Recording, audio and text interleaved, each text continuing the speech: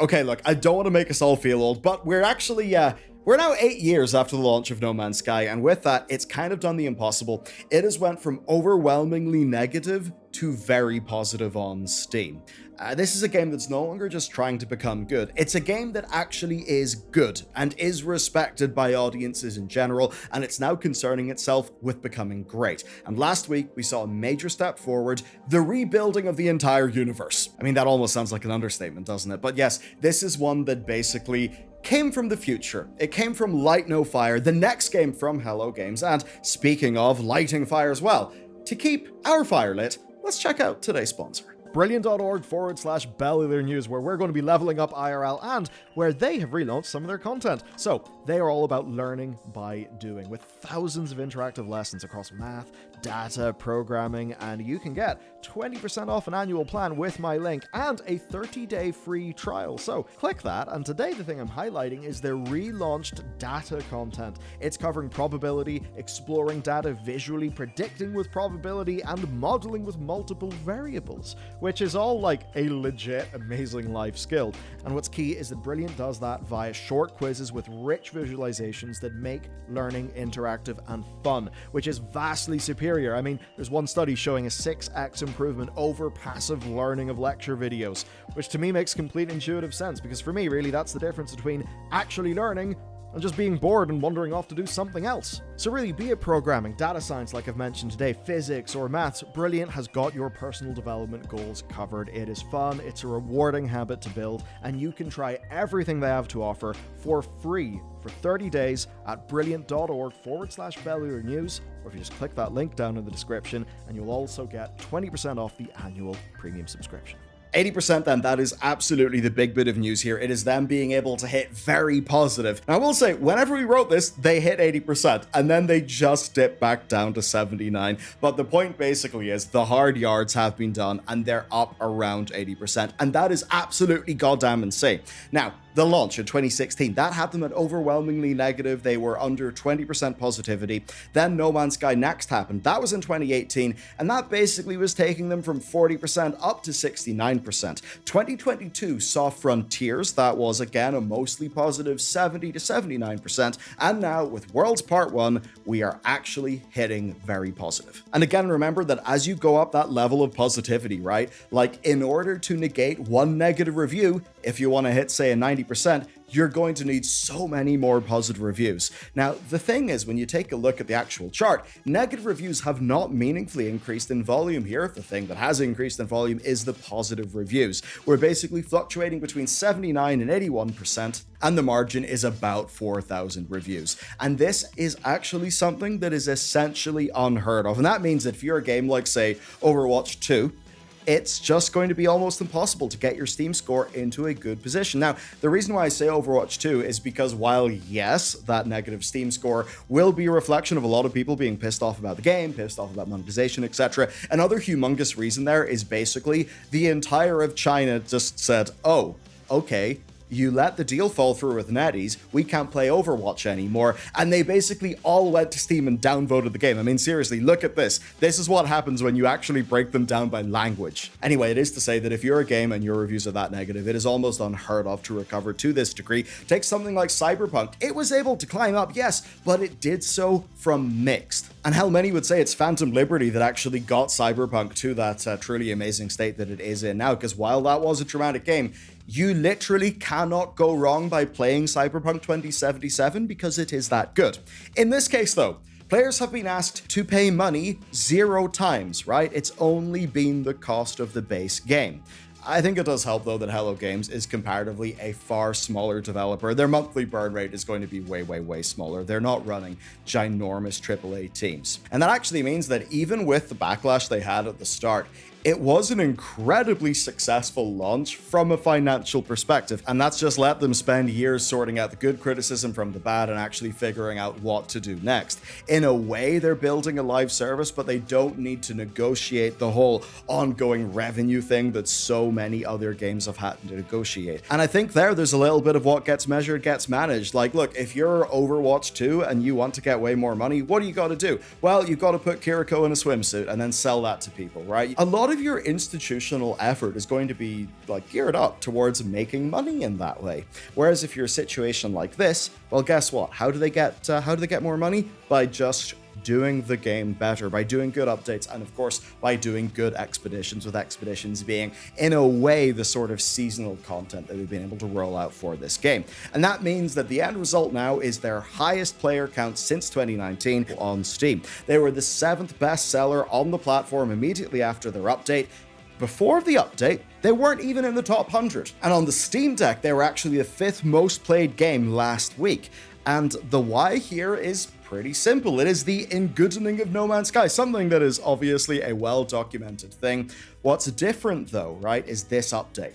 This update is not the same as the others. This is not making the game good. This is one that is very much just building on the game's success. It is them, I think, fundamentally moving away from playing defense, where they're essentially trying to get things that people very much expected, and now they're able to start working in features that people perhaps would have rather hoped for, right? And in this case, that means a fundamental rewrite of the game's universe.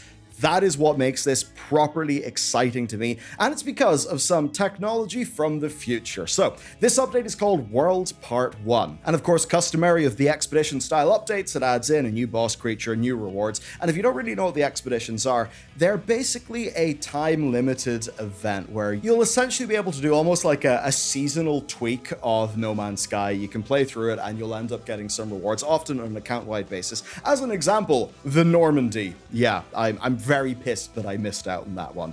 But the real thing that's happened here is the planetary generation update, where the algorithm that actually builds all of this stuff has been changed. And then in addition to that core thing changing, there's a bunch of engine updates that are essentially allowing for the more dense rendering of foliage, more detail. I mean, things like, take a look at this. We've got floating islands, waterfalls, volumetric clouds that are, different types, new sky colors, cloud coverage that actually varies depending on time of day and weather patterns. They've got new shadow tech, they've got new volumetric lighting updates. There's new wind technology, even giving you more, there was always storms, and to be honest, No Man's Sky always felt like almost cozy when you were in a giant storm, but they've basically improved their storms. They've got new water technology, which means we can have things like waves, landing ships on water. You can build undersea bases, which you could do in the past, but basically now things are better, and it works well with the new water tech.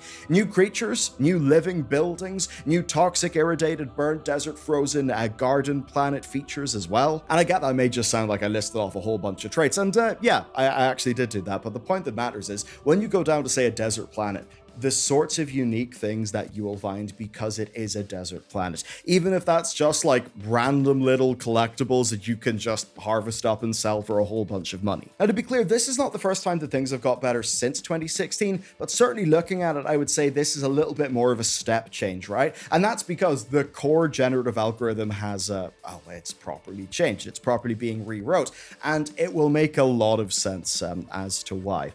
And I think because they've changed up that planetary generation, it does mean that if you actually want to go in and explore, things will feel different, and that is very strong for the game's original pitch, which basically is a sort of traveling simulator for alien worlds. And again, this is only part 1. So the focus on planetary exploration, things like base building, space combat, those have already been improved quite a bit, so we'll absolutely need to see where part 2 goes for this one. But very much this is making the game's foundations better, but it's not meaningfully changing the gameplay or the progression or altering the actual structure of the game. And I think that's ideal for a game like this. It actually plays to its strengths. A lot of the point is these changes will be multiplicative in their nature, and when I say that, what I mean is you make the planet generation better, and then the strengths that you have in all of the other feature improvements just shine even more. And if you're wondering, how do they do this? Why do they do this? The answer is fairly simple. It is light, no fire. And I've got to say, Light No Fire is a game that I am I'm very excited for it, actually. So this is what Hello Games themselves have said. 6 months ago, we announced Light No Fire, this crazy ambitious game we've been working on for years, and we've learned so many things, and it feels like we're almost bringing this technology back from the future.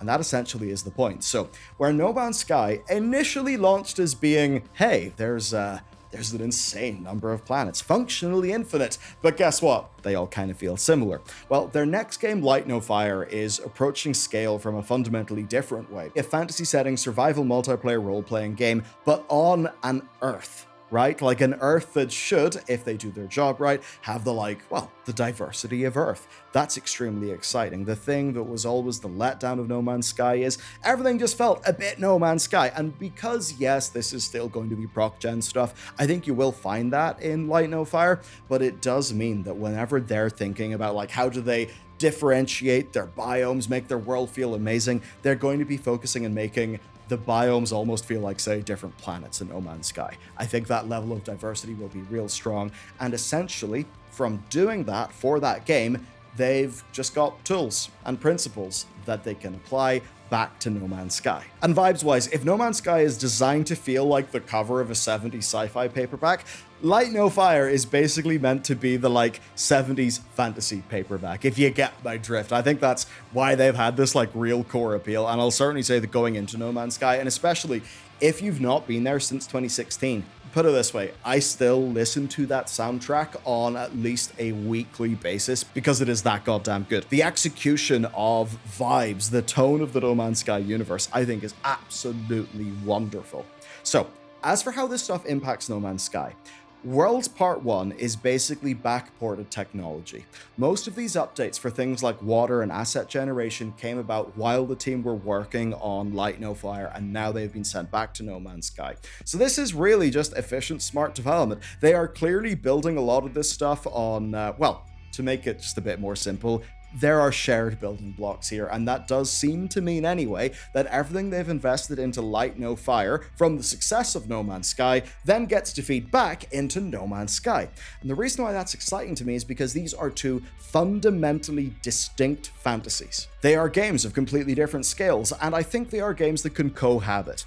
One of the themes, as you actually go back through a lot of the content on this channel, is us being frustrated that the need for a new game all the time just means that, to do some simple examples, instead of Battlefield just being a healthy game that could exist functionally forever, and perhaps have a modern version, a World War II version, a World War I version, no, for a while they wanted near yearly Battlefields, and that just led to bollocks. I think what you get here is the opposite. They should be able to have both of these games as two products, both existing in the market. Yes, having a Venn diagram with a lot of overlap, but I think fundamentally giving people different experiences. But then if those games are built off the same fundamental technology and you have cross-pollination, I think that just leads to the idea of something that people can engage in as if it was a live service, but without so many of the terrible downsides of games that are overtly designed to be live service. I suppose there is then a distinction that we should start to make. Is a game live service, as in you need to keep throwing fuel into its furnace or else the whole thing just dies, or is a game evergreen? Evergreen meaning it's just going to keep on trucking on its own strengths. And I guess when we take a look at so many of the largest games in the market, we see lots of evergreen games that then use live service for their monetization. But then you see lots of games designed to be live services that aren't evergreen and that basically just sustain themselves on the infinite efforts of teams of developers who invariably get burnt out and want to do literally anything else. As for what this means going forward, this is an amazing shot of life into the game. Worlds Part 2, to be honest, I expect to be pretty damn absurd, because this is a team that has proven via hard work against, adversarial conditions that they can actually deliver and that they do give a shit, that they're not going to run away. So the tech that we see here, I think it's exciting for us right now for this game. It's also exciting because of Light No Fire. In a way, we get a bit of a technology preview here, so this ends up being smart marketing for their next game, and it lets them test aspects of Light No Fire in a live environment. And maybe that means that there will have to be no ungoodening of Light No Fire, and that we do ultimately just get two similar but different games that, rather than being designed to be extremely hungry and destructive live services, are both just damn good evergreen video games. It's honestly a pretty exciting thing. So hats off to them, and I cannot wait for part 2.